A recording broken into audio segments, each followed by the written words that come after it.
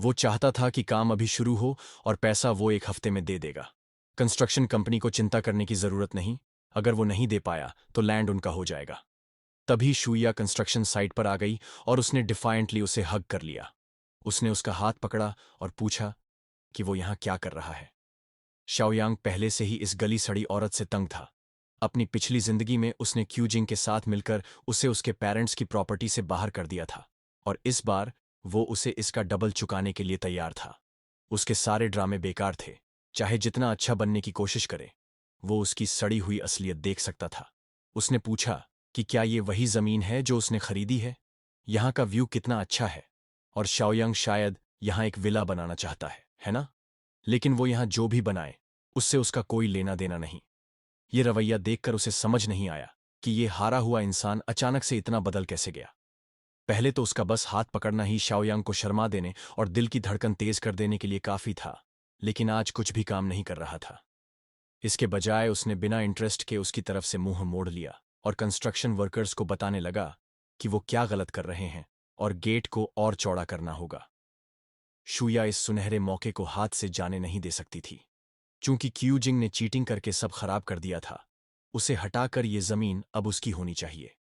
शाओयांग घर लौटा और सोचने लगा कि और पैसे कैसे जुटाए। उसने घर को बैंक में मॉर्गेज देकर सिर्फ 3 मिलियन अन का लोन लिया था, जो निर्माण के पहले फेज के लिए भी काफी नहीं था। वैसे भी अगर सोचा जाए तो अपोकलिप्स तो होना ही था, और अगर उसने घर कुछ लोगों को बेच दिया तो फर्क नहीं पड़ना था। तभी दरवाजे पर नॉक हुआ। नीचे वाला चिड़चिड़ा बूढ़ा पड़ोसी आ गया। उसका नाम ग्रैंडपाली था। वो एक अमीर बूढ़ा आदमी था। पहले और दूसरे फ्लोर के अपार्टमेंट्स का मालिक और तीसरा फ्लोर भी खरीदना चाहता था, लेकिन शाओयांग मानता नहीं था। तो ये बूढ़ा आदमी तरह तरह की गंदी हरकतें कर रहा था। दरवाजे पेंट करना, कचरा फैलाना, ताबूत लाना, ताले जाम करना, सब गंदे ट्रिक्स। अब वो शिकायत करने आया था कि कल रात शाओयांग ने पार्टी करके बहुत शोर किया। ये साफ झूठ था, क्योंकि वो तो कल रात जल्दी सो गया था। लेकिन बहस करने का कोई मतलब नहीं था। शाओयांग जानता था कि बूढ़ा उसका घर चाहता है, तो उसने दिखाया कि वो तंग आ चुका है और बेचने को तैयार है। लेकिन उसकी एक कंडीशन थी। वो 6 महीने तक इसी घर में रहेगा, जब तक नया घर नहीं मिल जाता।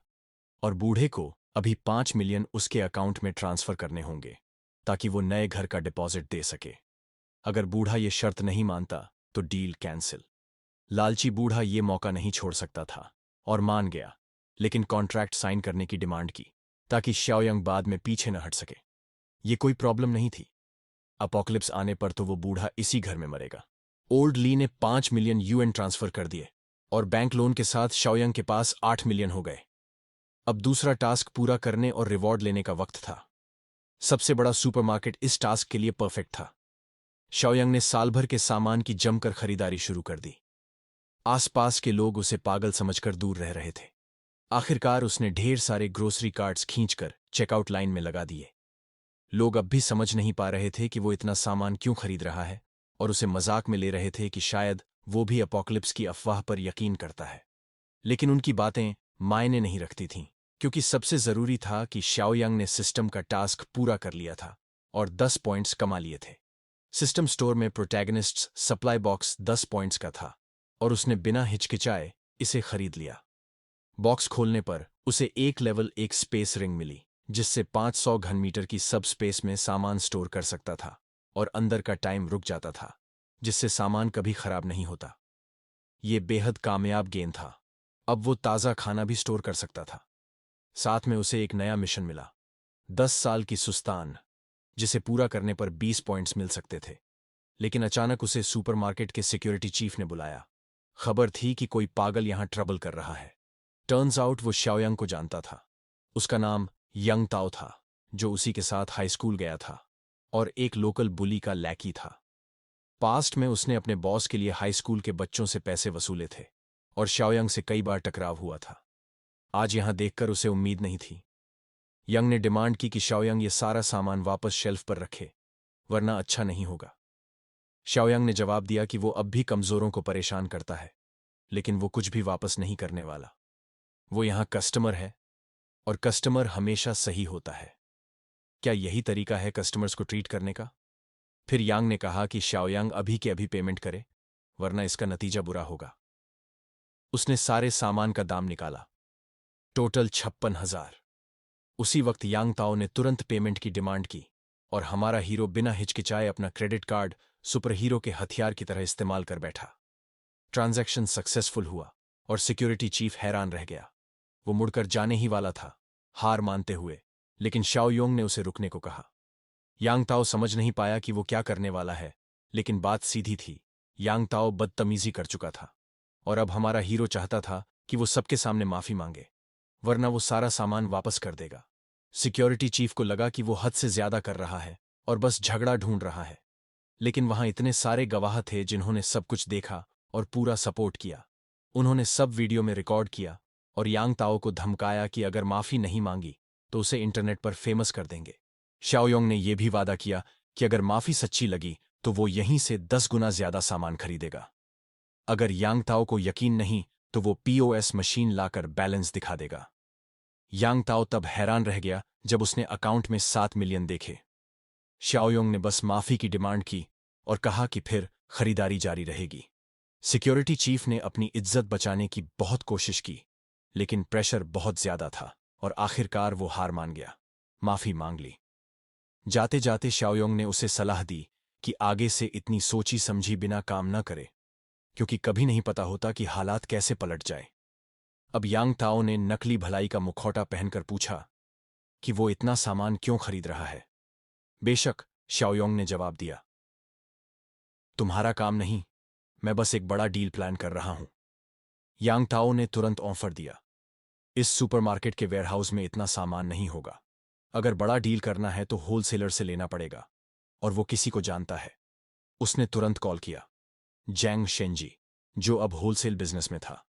शाओयोंग समझ गया कि कुछ लोग कभी नहीं बदलते और ये दोनों बदमाश आज भी साथ में काम कर रहे हैं।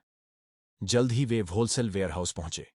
तभी एक महंगी कार लापरवाही से उनके पास आकर रुकी। जिस तरीके से जांग शेंजी ड्राइव कर रहा था, उससे साफ था कि उसे शायद कभी धोखा नहीं मिला और अब वक्त था उसे सबक सिखाने का। ये पुराने दोस्तों की मीटिंग थी, लेकिन घमंडी बॉस ने तुरंत उसे पहचाना नहीं। यांग ताओ को याद दिलाना पड़ा कि वो दोनों मिडिल और हाई स्कूल साथ गए थे। शेंजी को याद करने में वक्त लगा, फिर बोला, अरे, ये वही बंदा है जिसमें थोड़ी हिम्मत थी। शेंजी ने एक नज़र अपने पुराने क्लासमेट के सस्ते नॉन डिजाइनर कपड़ों पर डाली और तुरंत उसे नापसंद कर दिया। उसे ऐसे लोग बिल्कुल नहीं भाते थे जो अमीर बनने का दिखावा करते हैं।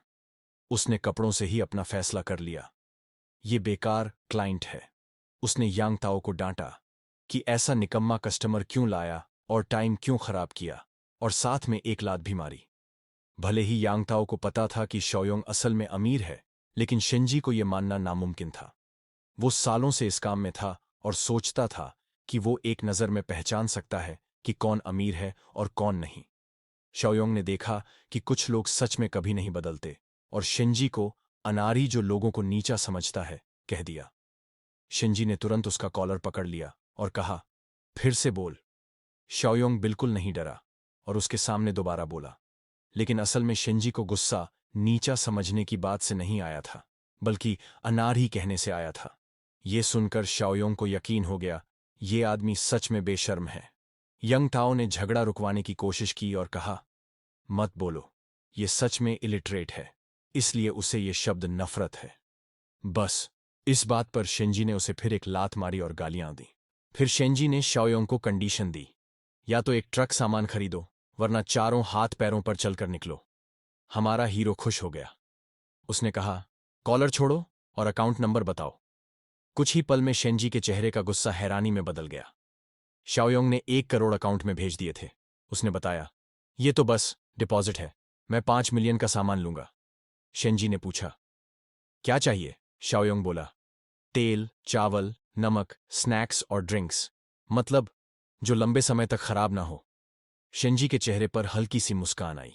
अभी अभी उसके पास लगभग एक्सपायर्ड सामान का एक बैच आया था और ये मौका उसे खाली करने के लिए परफेक्ट था। हमारा हीरो पूरा शिपमेंट 10% डिस्काउंट पर लेने वाला था, जो ओरिजिनल होलसेल प्राइस से कम था। ऑफर अच्छा था, लेकिन शाओयोंग को समझ आ गया कि शंगजे इतनी सस्ती प्राइस पर फूड ऐसे ही नहीं देगा। इसलिए सबसे पहले उसने फूड की क्वालिटी चेक करने का डिसाइड किया। जैसा कि शाओयोंग ने सोचा था, ये एक ट्रैप था।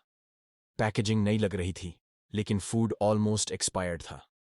शेनी को उम्मीद नहीं थी कि शाओयोंग इतनी जल्दी उसकी प्लान पकड़ लेगा। उसने तुरंत 50% तक डिस्काउंट ऑफर कर दिया, लेकिन हमारा हीरो इस डील से खुश नहीं था। ये 5 मिलियन वो बेस्ट क्वालिटी फूड पर खर्च करना चाहता था, लेकिन एक्सपायर्ड प्रोडक्ट के लिए भी उसका प्लान था। जोंग ने शंग से कहा कि वो एक्सपायर्ड गुड्स आधी कीमत में ले लेगा, लेकिन पेमेंट 1 महीने बाद करेगा। शांग को उसकी बात पर यकीन नहीं हुआ, लेकिन शाओयोंग ने कहा कि वो अपना हाउस गिरवी रख देगा। शांग कंफ्यूज्ड था, क्योंकि उसे समझ नहीं आया कि शाओयोंग को एक्सपायर्ड फूड की जरूरत क्यों है। उसे शक भी नहीं हुआ कि थोड़े समय में ये एक्सपायर्ड फूड सोने के बराबर कीमती हो जाएगा। शाओयोंग ने डिटेल्स में जाने का मन नहीं किया और शांग को सही एड्रेस पर गुड्स डिलीवर करने के लिए कह दिया। तभी किसी ने हमारे हीरो को हाउस की सेल के बारे में कॉल किया। ताओ को जल्दी बाय बोलकर वो निकल गया।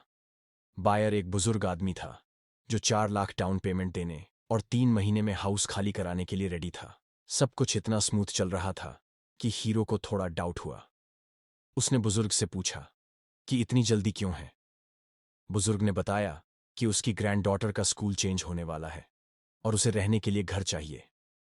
शाओयोंग उस एरिया में हाउस बेचने वाला अकेला था। बुजुर्ग इतने ऑनेस्ट थे कि सारी इन्फॉर्मेशन खुद दे दी। हीरो ने पूछा कि उसे डर नहीं है कि वो प्राइस बढ़ा देगा। बुजुर्ग को अपनी गलती समझ आ गई और वो घबरा गया। फिर रिक्वेस्ट करने लगा कि ऐसा न करे, क्योंकि ये उसकी सारी सेविंग्स हैं।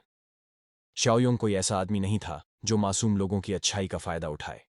उसने कहा कि डील पक्की है और कॉन्ट्रैक्ट साइन कर दिया। बुजुर्ग बहुत खुश हुआ कि उसकी ग्रैंड डॉटर के पास रहने की जगह होगी। वो इतना पोलाइट था कि उसने शाओयोंग से माफी भी मांगी, उसे काम से डिस्ट्रैक्ट करने के लिए। हीरो को लगा कि बुजुर्ग और उसकी ग्रैंड डॉटर अपोकलिप्स में 1 महीना भी सरवाइव नहीं कर पाएंगे। उसने जाते हुए बुजुर्ग से उसका एड्रेस ले लिया। कुछ देर बाद शाओयोंग अपने लैंड पर पहुंचा, जहां कंस्ट्रक्शन जोरों पर था। फोरमैन को उसने बोला कि पेमेंट जल्दी ट्रांसफर कर देगा और प्रोग्रेस पूछी। 80% कंस्ट्रक्शन कंप्लीट हो चुका था। वॉल्स और डोर्स की प्रोटेक्शन और थिकनेस बिल्कुल उसकी मांग के हिसाब से थी। वेयरहाउस फैक्ट्री पर बेस्ड था, सब रेडी था और इस्तेमाल के लिए अवेलेबल था। ये अच्छी खबर थी। शाओयोंग ने तुरंत शांग को कॉल करके सप्लाईज मंगवाई। वेयरहाउस, जो अब एक डूम्सडे वॉल्ट जैसा लग रहा था, शाओयोंग के स्ट्रिक्ट कमांड में रिसोर्सेज से भरने लगा। शाम तक सब रेडी हो गया। वर्कर्स चले गए और हीरो ने काम चेक किया। सब प्लान के हिसाब से था। उसी समय सिस्टम से नोटिफिकेशन आया कि टास्क कंप्लीट होने पर उसे 20 सिस्टम पॉइंट्स मिले हैं। शाओयोंग ने सिस्टम स्टोर खोला तो देखा कि वहां अवेकेंड एबिलिटीज का नया बॉक्स अवेलेबल है। इसका मतलब था कि अपोकलिप्स शुरू होने से पहले वो सुपरनैचुरल एबिलिटी पा सकता है। शाओयोंग ने बिना सोचे एक बॉक्स खरीद लिया। उसमें से उसे लेवल 1 एबिलिटी मिली, जिसका नाम था माइंड्स आई, जिससे वो टारगेट की हॉस्टिलिटी डिटेक्ट कर सकता था। ये स्किल उसे अर्ली अपोकलिप्स में सबसे यूजफुल लगी।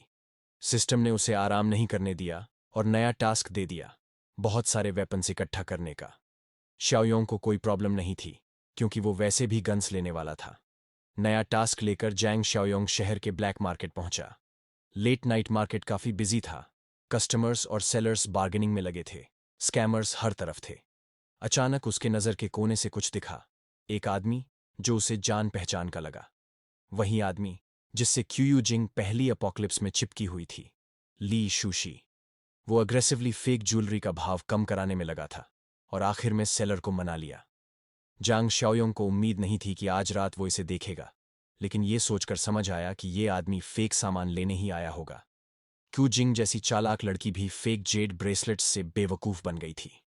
कुछ ही दूर पर शाओयोंग को एक स्टॉल दिखा, जहां घातक धारदार चाकू सजे थे, हर एक पिछले से ज्यादा खतरनाक। उन्हें देखते ही उसके चेहरे पर हल्की सी मुस्कान आ गई। यही तो वो ढूंढ रहा था। वो जाकर सेलर के सामने बैठ गया और सीधे पूछा कि यहां कोई हार्ड स्टफ मिलता है क्या।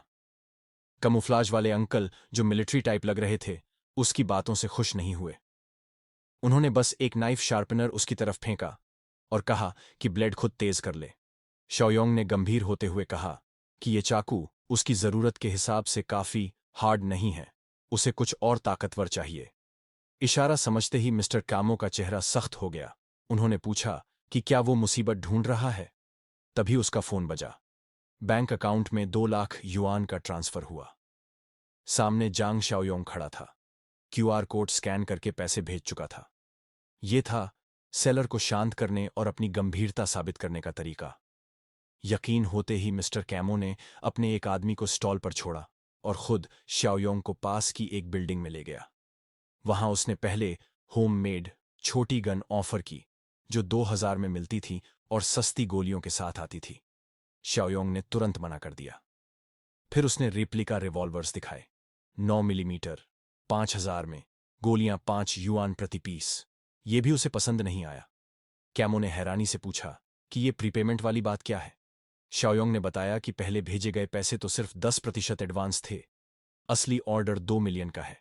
अपनी पहचान के बारे में सवालों पर उसने बहाना बना दिया कि ये काम उसके आदमी करते हैं, लेकिन आज वो खुद आया है और ज्यादा सवाल पसंद नहीं करता। अब मिस्टर कैमो को यकीन हो गया कि सामने वाला सीरियस है। उसने कहा कि बस एड्रेस दे दे और परसों आधी रात को कैश में डील होगी। बाहर निकलते वक्त कैमो उसे वीआईपी जैसा ट्रीट कर रहा था। नाइट मार्केट में वापस आते ही शाओयोंग की मुलाकात फिर उसी मोटे आदमी लियू सोंग से हो गई। वो ताने मारने लगा। क्यू जिंग और उसके पैसे खर्च करने की आदत पर बकवास करने लगा। शाओयोंग ने माइंड्स आई इस्तेमाल किया। कैमो के सिर पर खुश वाला और लियू के सिर पर गुस्से वाला इंडिकेटर दिखा। एक्सपेरिमेंट करने के लिए उसने लियू को चिढ़ाया कि वो फेक सामान से क्यू यूजिंग को बेवकूफ बना रहा है और वैसे भी वो लड़की सेकंड हैंड ट्रैश है। लियू का गुस्सा और भड़क गया। ये देखकर कैमो ने पूछा कि क्या ये आदमी उसे परेशान कर रहा है। शाओयोंग ने उसे दुश्मन बताया, लेकिन कहा कि ज्यादा मत करना, उसे आगे काम आ सकता है। कैमो और उसके गुंडों ने लियू की जमकर पिटाई की। उसे सड़क पर घायल और जूतों के निशानों से भरे सूट के साथ छोड़ दिया। 2 दिन बाद वेयरहाउस में डील हुई। ट्रक लोड भर के क्रेट्स आए। अंदर राइफल्स, पिस्टल्स और ढेर सारा हथियार था। टास्क पूरा होते ही 10 सिस्टम पॉइंट्स मिले। कुल 20 हो गए। बोनस में एक +2 फिजिकल एनहांसमेंट पोशन भी मिला, जो सिस्टम स्टोर के सामान्य पोशन से 2 गुना असरदार था। सिरिंज पकड़कर उसने वेन में लगाया, लेकिन जैसा उसने सोचा था वैसा हल्का दर्द नहीं हुआ। ये ताकत वाला पोशन नसों में जलता हुआ सा महसूस हुआ।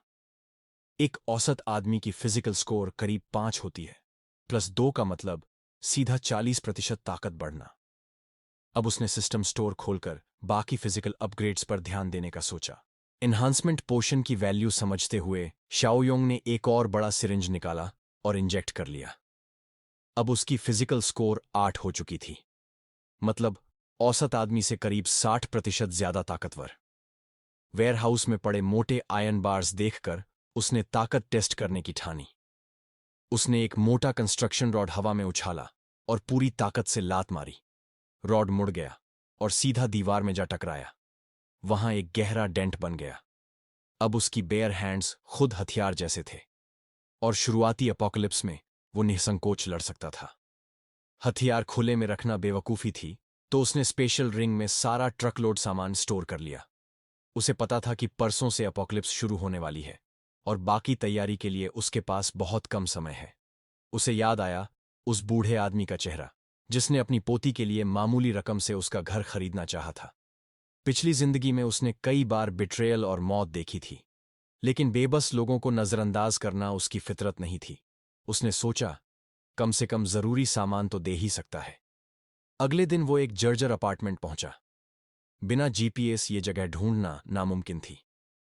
बूढ़ा आदमी ऊपरी मंजिल पर रहता था, लिफ्ट भी नहीं थी। दरवाजे पर पहुंचकर उसने सप्लाईज बाहर निकाल ली।